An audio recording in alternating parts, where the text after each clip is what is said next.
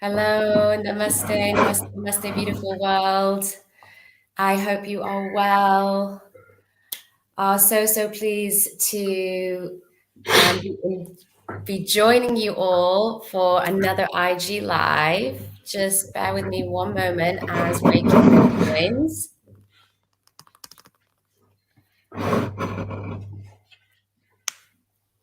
There we go. Okay, so let's get Reiki Roop in there. Let's see. Roop. Invite. Wonderful.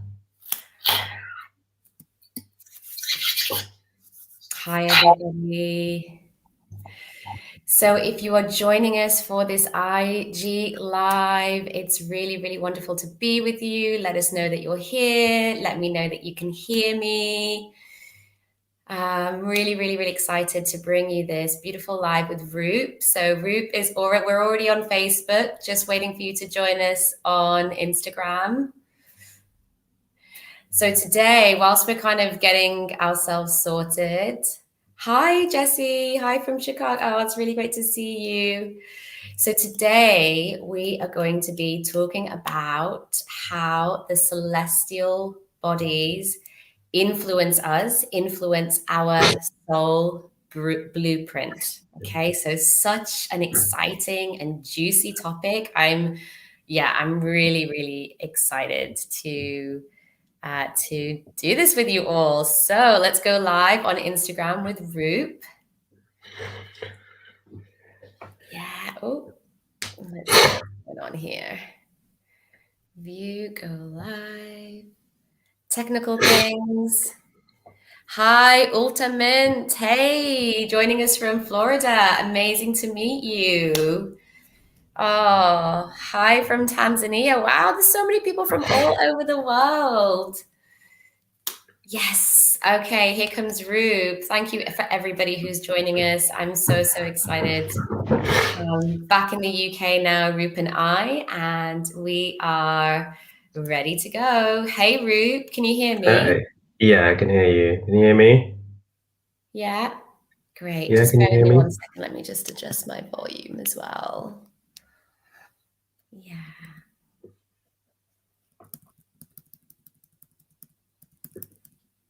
Just give me 1 sec.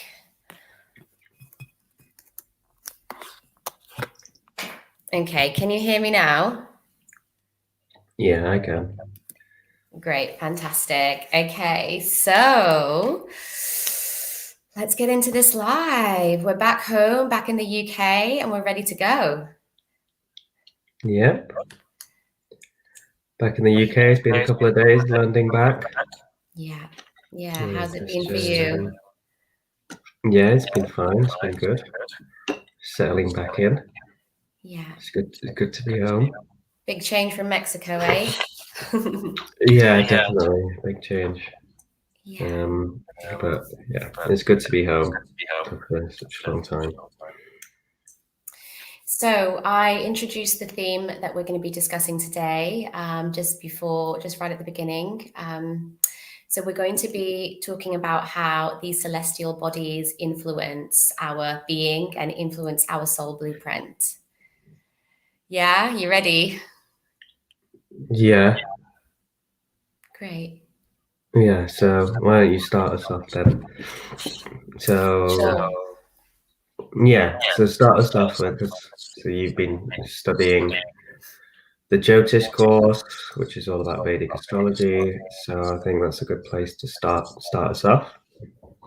Why don't you go for it? Explain a little bit about what you've been doing for the past 5-6 weeks. The internet is just bear with me 1 moment. Can you hear me? Can you see me? You're back. You're back now. For a sec there. You're buffering Okay, that's for a couple of fine. seconds. Okay. Yes, so I have just finished studying with my teacher Anand at Sattva Yoga Academy in India. So I didn't go over there, but I was doing an online course in Jyotish. And Jyotish is Vedic astrology. So some of you might remember or have heard me speak about it in the last few weeks. I've been in a really deep dive immersion into Jyotish, Vedic astrology, and a very intensive course. So it was all kind of put together in a 6-week program, around about 200 hours of really studying very intimately this incredible science. So I'm really, for me, this is the missing link. It's kind of like, imagine having a jigsaw puzzle, and for me it was the centerpiece, the missing centerpiece. And now that I have that, I just feel so complete with the modalities that I'm sharing, and the way that I'm perceiving my existence. I'm perceiving our existence here on planet Earth, and our experience here has completely shifted. And as I say, it's given me this dimension that was kind of missing for me, to understand the broader context of our existence. Of course, we are human beings living on a planet in this incredible solar system, in an incredible galaxy, which is in itself a part of a universe, which is itself a part of a multiverse. So there's so many layers to this, and understanding our existence within that context, for me, provides us with a deeper level of understanding of how our consciousness is, how our consciousness shifts, how our body works, and how our soul's journey unravels over this dimension of time. So, I mean, that in a nutshell is what the benefits and the opportunities that this science and this practice brings. And I know we've talked about this, right? Slowly over time, we want to start bringing this wisdom and this knowledge more out into the public sphere, knowing that our community are really wanting this and really looking to this science and this practice to help them understand deeper layers and levels of their existence and consciousness. Yeah, I think the magnitude of it all is incomprehensible. So it really needs that guidance and to help people hone in and actually find a way of making it visually digestible and understandable. Sure. And I think, yeah, what you're saying, your journey, like this is maybe the missing piece for you. But I said to you yesterday, it's like you spent many years like studying the microcosm, and now this is the thing where you've actually gone out and looked at the wider universe, and and you'll be able to connect this all back in to everybody to help them on a day-to-day basis. And I suppose that's what you've learned, isn't it? How the stars or how the celestial bodies affect us on a day-to-day basis. Yeah, sure. And what I want to bring to this transmission today is I want this to be a bit of an overview, because we're going to be sharing more and more about this as time goes on. And I'm also mindful of making it kind of bite-sized and digestible. But today I want to just talk a little bit about the broader context of understanding astrology, of understanding the celestial bodies, the planetary configurations, the solar system itself. And then I kind of want to zoom out and overview that today. But then I want to zoom back in, as you mentioned the microcosm, and kind of come back into the microcosm, and so then understand how that broader context actually impacts us on a human level, right? So as a human, we have different layers. We have the biochemistry. We have the biophysiology, we have the charge, the frequency of the body, and we have the emotional layers, the spiritual layers, the astral layers, and all of that. And so I want to zoom back in and touch on that and how that broader context impacts our microcosm. And then I want to take a step back out again and touch on this idea of our soul blueprint, of the journey that we're on, our soul is on. And then again, so how do the celestial bodies actually influence our soul journey as a broader concept, or so our soul journey, not just in this lifetime, but also past lives, future lives as well. That's what I want to kind of focus on today. Okay, so where would you like to start then? Okay, How so it let's affects the start. microcosm. Yeah, no, I want to start with the broader context first. And what I really want you to do is just come in and stop me and ask me to explain things differently, or just vibe off me, Roop, because you've been very much there alongside me as I've been studying this. And we together have gone into a really deep process with Jyotish, as we do with all of our spiritual teaching. So please make sure that this is really, really vibey. And there's going to be things that I'm missing. You're so great at remembering all the details. So I want you to jump in. And I just want everybody out there that's watching, that's tuning in, whether you're live or later on, please, please, please leave comments, ask questions. Let us know if this is resonating with you, if this is vibing with you. It's really, really important that we flow and we vibe off each other. So please, please leave a comment. Okay, so, this is so epic, because understanding the broader context of how the planets work has really helped me to visualize and understand the body in a completely different way. So, I mean, we're both energy medicine practitioners, right? And we teach energy medicine. And at the same time, this idea of our frequency, which is the charge that we emit, the electrical charge. There are so many of them, electrical charges running through our body, but then this overall field, a biofield, I know you call it, some people call it the electromagnetic field, some people call it our charge, some people call it the chakras or the toroidal system, but essentially, or our auric field, we emit this very particular frequency, each and every one of us, and it is individual and can actually be located. And this field essentially is our main powerhouse, shall we say. This is the way of identifying us as electrical beings.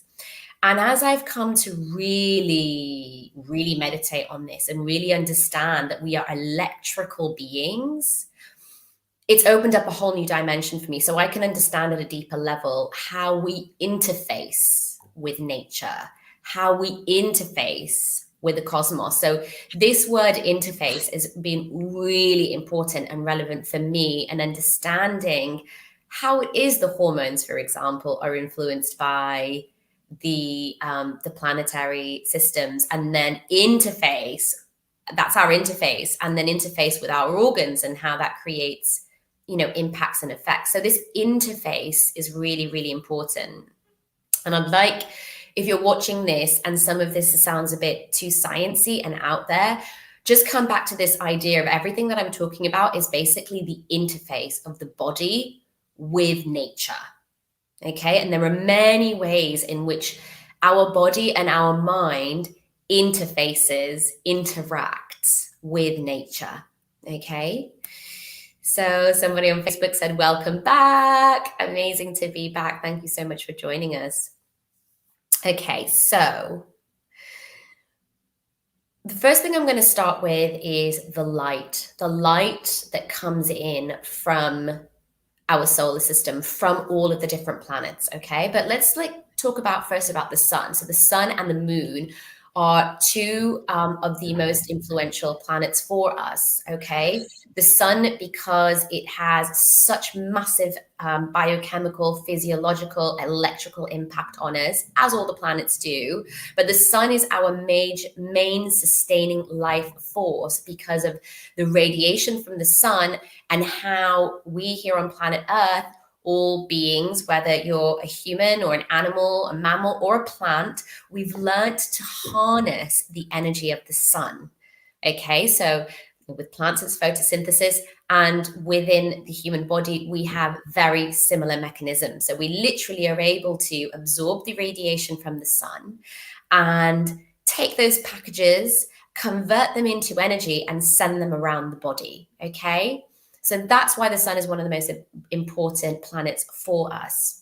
But when the light from the sun comes into our body, it actually regulates. So it actually comes in through the optical nerve and it comes in through the skin and creates this cascade of so many different biochemical and biological functions through the circadian rhythm, through the B-mel cycle, through the suprachiasmatic network. These are just a few to name, which I'm not going to go into, but you can look them up. These are just three systems, and the B-mel and the suprachiasmatic network go together. And the circadian rhythm. So these are examples of two major cycles that affect how our hormones work. They affect how cells in the body are transmitted. They affect how our brain works, how our digestion works. When the bacteria in our body comes more alive, is all affected by these cycles, which literally interface with the body through light coming in. So this light comes into the eyes, it affects the pineal gland, it affects the hypothalamus and pituitary gland. And these endocrine glands, these are the master glands of the body, send hormones, which are the chemical messengers which tell the organs, the tissues, and the cells of the body how to function. So that's just one example of how the radiation from the planets, the sun and other planets, affect the biochemistry of the body through that interface. Digestive output is a major one, a huge one, because the bacteria in our body are affected by the sun's radiation, are switched on at certain times, and certain energy channels from the sun come in and activate our digestive prana also. The sun's radiation also affects migration patterns on the planet I'm sure this is something familiar when birds might move and migrate to other countries and animals might migrate to different parts of a continent based on the cycle of the sun. We can also look at reproduction. So it's commonly known that the women's reproductive cycles, are influenced by the moon. So we're on a 28-day sex hormone cycle. And, we have a bleed and we ovulate, and all sorts of different functions that govern our reproductive system are in sync with the moon. Some of you women might notice that you bleed on a full moon. Some of you might bleed on a new moon. Okay, but also men's hormones are very much activated and influenced by the lunar cycle. Now, that makes sense for me because the moon is the element of water, and it being such a close planet, it has, because of its electromagnetic field, it has the biggest influence on our water content. Okay, because it's so close. But the moon itself is a very absorptive planet. It absorbs the energy of the other planets. Okay, so I'm starting to bring in a little bit of the planetary context here. So if the moon is super absorbent and it's absorbing in the energy of the other planets, and then it's influencing us, the waters of our body. And we are what? 90% water?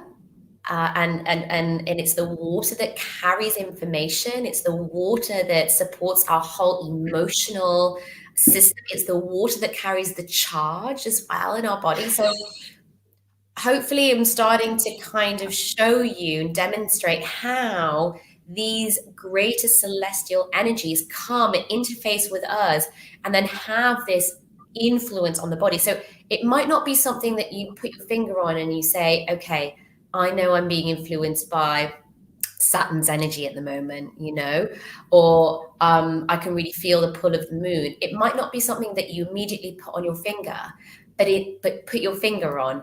But in many, many ways, the planets are all coming together, the energy of the planets interfacing with our bodies and impacting our physiological and biochemical process. And ultimately, these energies are telling the body what to do. They're signaling the body when to do something, when to switch on a certain function based on the radiation from the sun. And it again makes total sense because the sun is our life-giving, all-sustaining power. Now, these examples that I've given you, they make up our like electrical energetic systems, and they work either together or individually. So when we start to become consciously aware and we can bring a greater level of intention and we really work with these energies, like fully and embody these energies, we're really starting to bring ourselves into unity. So we're starting to work at a greater level, at a depthful level, with all of these systems working and joining together. And when we don't have that awareness and we become stagnant, then what can happen? We're not working with the energy in our body. We're not honoring the sun. We're not honoring these other planetary energies. Then what can happen is that we can default to an individual system. So, for example, our hormone system starts to work individually, independently of the electrical system, and things start to come out of alignment a little bit. What we want to do is bring things back online so that the electrical and the energetic systems can work together in tandem with the biochemical processes of the body.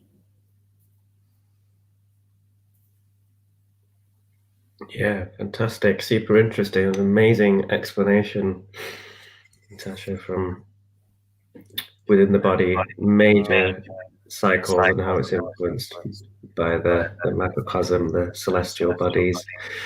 I'm just going to pluck out the circadian rhythm. Just push you to unravel and just explain a little bit more about that, because circadian rhythm is very much to do with the waking and sleeping cycle. And I think it seems like a very simple thing that everyone knows how to be awake, everyone knows how to be asleep, but the balance of those two parts of our day and night cycle are very influential in our health. So I just invite you to just if you can explain the importance of understanding the circadian rhythm, things like sleep hygiene, and its connection to light. Yeah, and again, I'm just going to skim over this. And if anybody out there really, really fascinated by this and wants to know more, please get in touch with us and make yourselves known. We would love to be able to direct more of our resources and know what kind of links to share, what talks to do, what content to cover on our courses and masterclasses. This is very much about us being guided by you and what's relevant for you. So if any of you are watching at the moment, you've joined, we are talking about how the celestial bodies, the planets, star systems, zodiac signs, how those influence our being, our physical body, our multidimensional nature, our emotions, our energy systems, and also our soul journey, our soul blueprint. So we're just doing a bit of an overview of this today, and we're going to see how you will respond to this so that we can do more transmissions in the future. Okay, so get my hair back here. Okay, so the circadian rhythm, and please jump in, Roop, as well. The circadian rhythm, as I mentioned before, and you've mentioned just there, is completely governed by 24-hour cycle of the sun. So it's about when the sun rises and the light and the radiation of our sun starts to interface with us, and when the sun sets and we start to go into a state of darkness. Okay, so for me, one of the two single most important factors of the circadian rhythm has been to do with, number one, the pineal gland, and number two, the microbiome. So this is the flora and fauna of bacteria that we are. We fundamentally, it's a miracle we don't look like. I mean, maybe this is what bacteria looks like, because we're more bacteria than we are anything else. And it's something that we often forget about, just how influential bacteria is for us. So both the pineal gland and the bacteria, the common denominator with this are the hormones. Okay, so when light is detected by the pineal gland, it switches on a whole cascade of hormonal responses in the body that tells the body how to function and when to function. So literally from the minute that we wake up, right throughout the day, but then also as we're sleeping, because when we're sleeping, there's so many important functions that are happening biochemically, electrically, and emotionally in the body as well, in the brain, in the heart, everywhere. So it's really important for us to honor that this is first and foremost governed by the sun.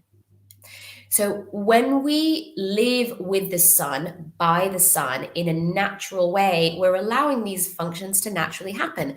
But when we live out of alignment with the natural way, this is where things start to come out of balance. As an example, when the sun goes down, the pineal gland knows, because it doesn't detect the sun's radiation and it doesn't detect light. And light is a particular wavelength, a particular frequency.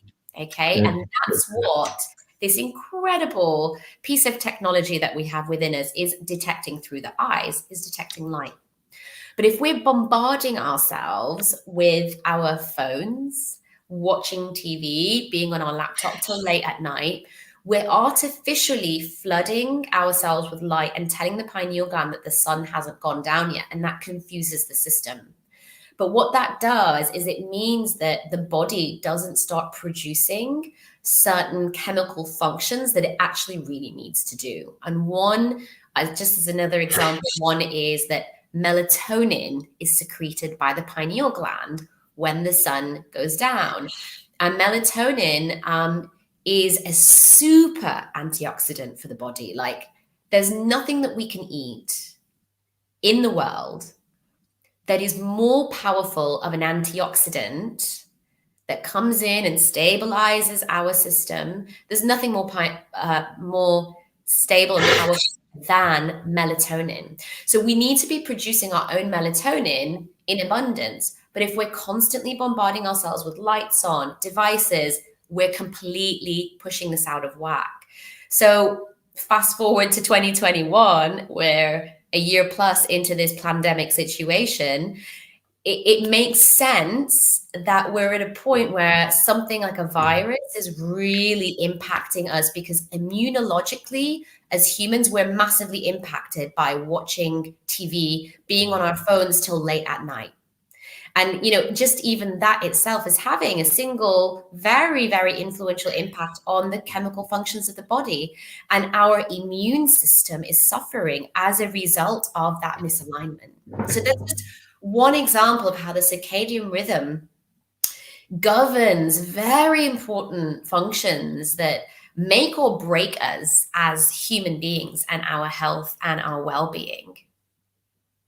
Yeah, and if I just jump into that, that's really good. So also in the eye, for example, the eye has a detector in it which detects the day and night perception of day and night, and it's called the third receptor. And it wasn't really found a long time ago. It was only found in our recent past. I think it might have been like the 70s or 80s. I can't remember now, but that's not very long ago.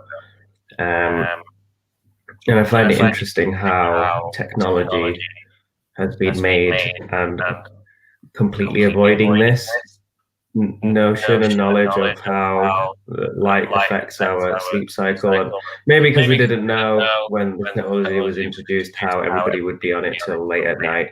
Probably that was hard to kind of predict and work around. But now we can see now technology is trying to come back and fix this error which it made. So you have your warm light screen apps to make it more of a red color. You can see you've got the glasses which block blue light, and they could kind of have a red or orange hue.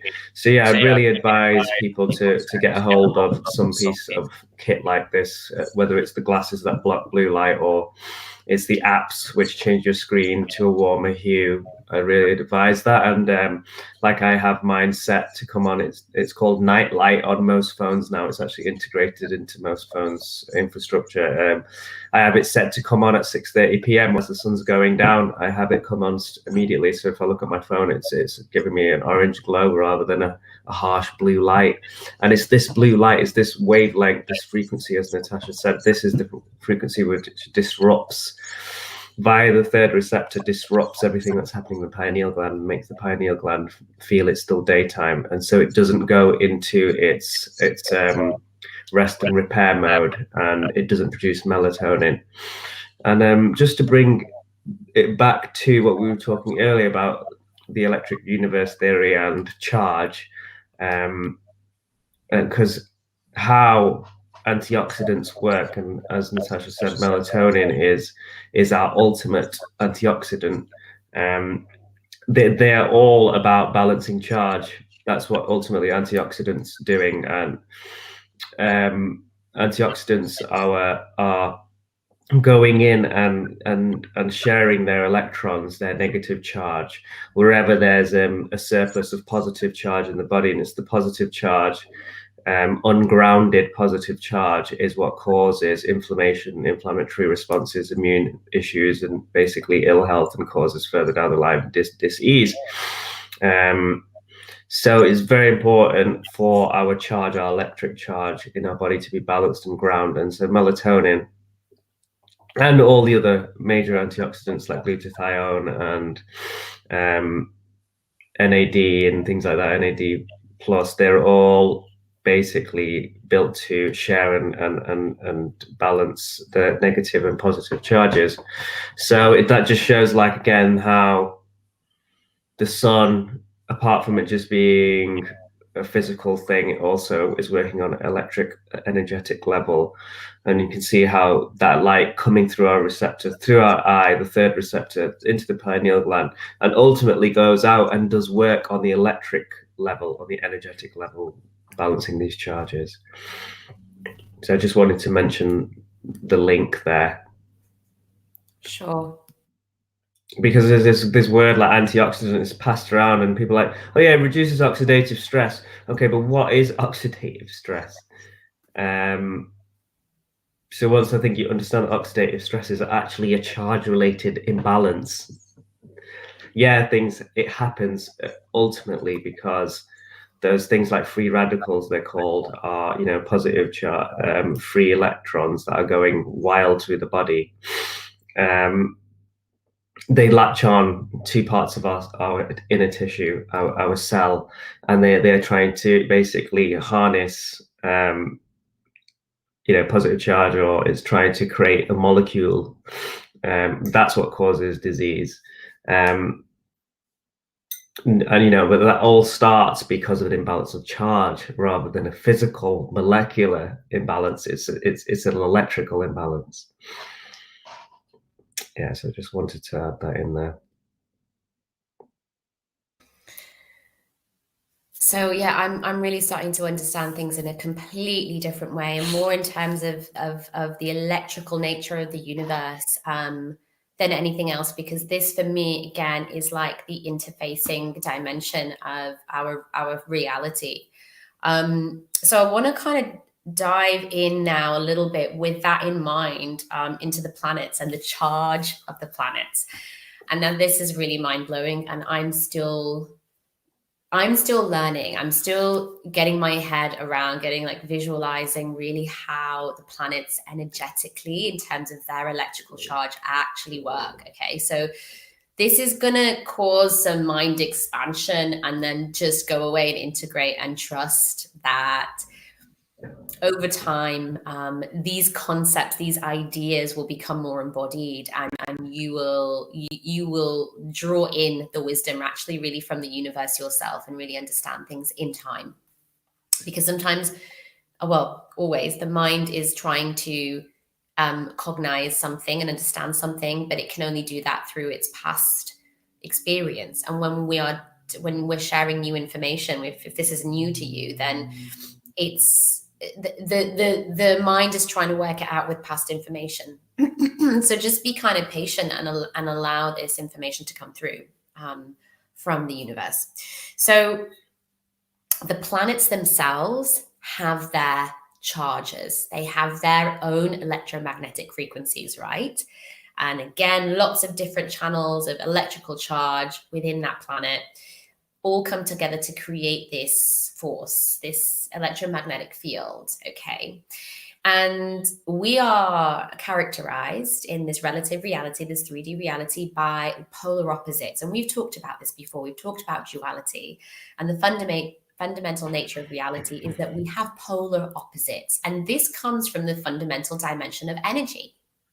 So the charge, okay, of something, there's a positive and a negative charge, and these very much repel each other. Like attracts like, but polar opposites repel, okay? So that one fundamental law of nature is part of what governs planetary orbits, okay? So first of all, the planet orbits, it spins on its own axis, okay, because of this charge, this polar opposite of a planet. So imagine Earth, okay, tilted at its 23 degrees. We have a North Pole and a South Pole. And a part of how the Earth continues to spin on its own without an external force is because this polar opposite is snapping it round. It's doing that, okay? So it's creating the rotation of the Earth on its axis. And because it's tilted, it can sustain a momentum of this charge creating the orbit. So that's happening.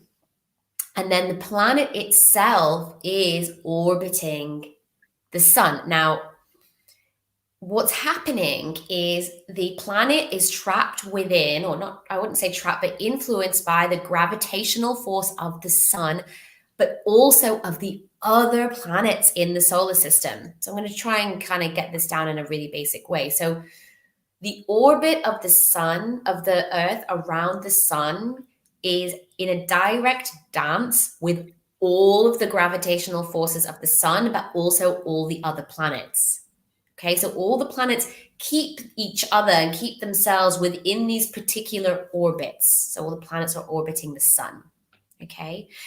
And then the electromagnetic fields of all of the planets are completely different because they're made of completely different chemicals, different constituencies, different types of rock and crystal. Everything is a crystalline, mathematical, crystalline, geometrical configuration, and this gives out energy, particular energy frequencies. So this is all different. And these energies are literally what we on planet Earth as beings are pummeled with. We are being pummeled with at any one time all of the energies of all of the planets within our solar system. So as some of the planets come closer to the Earth, because you see the planets are all at different densities because of their different organic makeup. So they're moving, they're tilted, their axis is different. The weight is different. So the rate in which they're orbiting is different. The rate in which they're orbiting around the sun is different. And so sometimes you have planets overlapping planets, which is what we call retrograde. So we talk about Mercury retrograde a lot. And so this is when Mercury is very fast moving. It sort of overlaps the Earth, right? And it creates this illusion of moving backwards. It's not really moving backwards, but it creates this illusion, and it creates more than anything confusion in the psyche. And so this is just an example of how the energy itself, this fast moving energy, impacts the electromagnetic field of that planet as it comes closer, very much influences and impacts the Earth and us on the Earth. Okay, so at a basic fundamental level, this is what is happening. We are these beings on a planet which is constantly being inundated with energy, charge from other planets, from the radiation from the sun, from the moon. And then the Earth itself has its own frequency. And that is, we are antennas of the Earth. It comes in through our feet, and we are very much influenced by the energy of the Earth itself. So when we start to think about the journey that we are on as humans and the journey we're on as souls, this is where things start to become a bit more abstract. That energy that's coming in from the solar system, from the celestial bodies, is interfacing with our biochemistry, interfacing with our charge. And that creates physiological impacts and also emotional impacts on us. Okay. Our emotions can be influenced by these energies that are coming in. Okay. And the particular frequencies and what those frequencies ignite within us, what these frequencies switch on, the way in which that particular energy comes in and interacts with a particular organ, with a particular gland, will determine the energetic effect, the emotional effect that we have. So as an example, Saturn is a very dense, heavy, slow-moving, powerful planet. And when the energy of Saturn is influencing us, it often enables us to go within and to face our challenges intimately. So, you know, the energy of Saturn, it just helps to like bring things up to the surface. And the idea is that Saturn is a great teacher. And it's reminding us that our challenges are our greatest teachers. It's up to us, like how we actually, you know, interface with that and how we respond to that. And our level of consciousness determines that. And that's why astrology is so powerful, because when we know that Saturn's going to be influencing us strongly, then we can put practices in place. We can remind ourselves of the opportunities that this brings, and we can really actually harness the energy of Saturn to our advantage. Okay. But in this transmission, we're just focusing more on how it is that that energy of Saturn interfaces with us and brings up these opportunities for us to evolve and grow. And so in the context, using that as a context for our soul journey, this is very much a part of our growth and our evolution. If we're able to harness that energy from Saturn at these important times when Saturn's coming into our field to influence us, then it helps us make leaps and bounds in our soul journey. It helps us evolve at a faster rate, with more grace and ease. We harness that opportunity to make leaps forward in our soul's journey.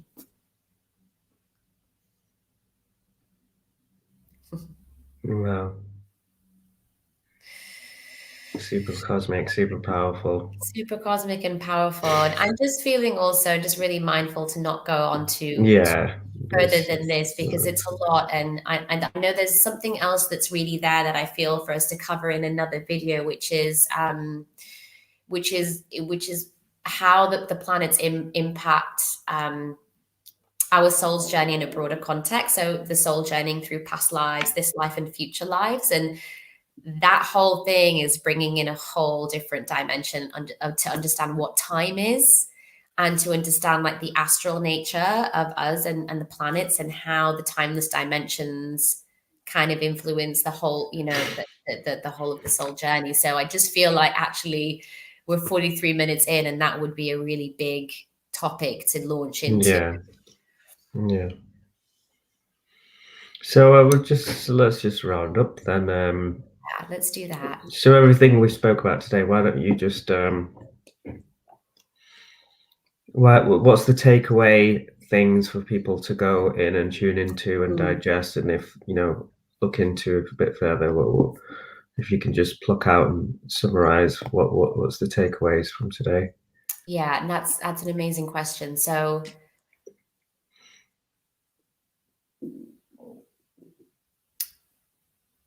I really want people to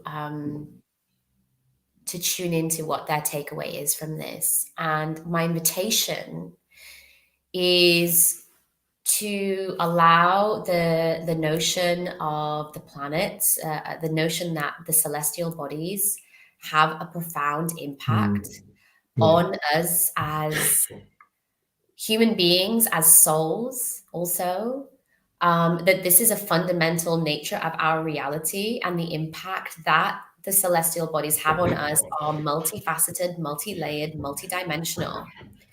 And my invitation is just to see how this sits with you, how this feels for you, how this resonates and vibes with you. And is this something that you see as part, or you feel as part of your evolution?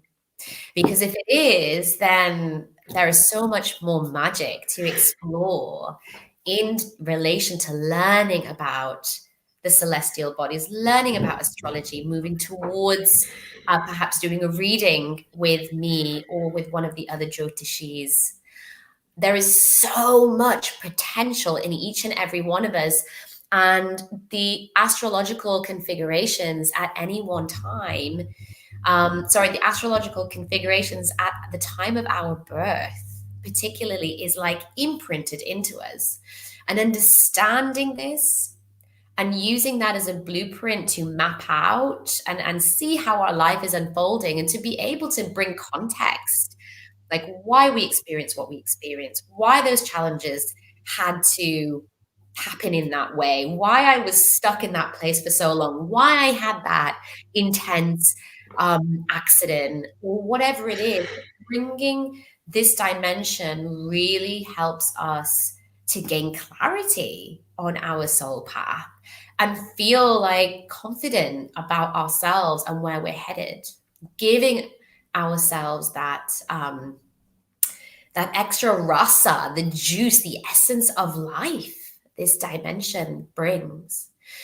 So I know those of you Instagram's just here, I feel buffering. Instagram is I think there's some, because I'm recording on my phone, I think there's some loss of the signal. But my invitation is for you to tune in to how this is resonating with you. And please get in touch with me if you have any questions, or if there's anything you want to share or discuss. My invitation from this, if you want to take away action point of how you're going to, what you can do to start working with the astrological and celestial bodies, my recommendation is to start working with the sun and start working with the moon in a really basic way. Waking with the sun, sleeping with the sun, making sure you have your, minimizing devices at night, eating at the right times. This is something that we're going to be sharing more in the future, Roop and I. I think Roop's signal's not been very good, which is why he's disappeared off of Instagram. Really starting to align to the sun, making offerings to the sun, rituals to the sun, charging your crystals in the sun, charging yourself in the sun. Just really starting to work with the most basic of our planetary systems, the sun and the moon, and really honoring our cycles, our reproductive cycles, our bleed as women. And for men, our hormone cycles. There's a joke out there like, oh, men also get periods. And there's a lot of truth behind that, because Men's hormones are also governed by the moon, influenced by the moon. And men do have times of the month where they feel a little bit different, maybe a bit lower in energy, or maybe more vibrant in energy. And that's what these jokes are referring to. So really honor that your emotional, your energetic sensations are very much highly influenced by the celestial bodies. But remember, in each and every moment, we have a choice. We have a choice as to how we respond. Thank you, thank you, thank you so much for joining. It's been really beautiful to be with you. Really exciting to connect more in the future. So have a beautiful day, and yeah, we'll be seeing you soon. Namaste.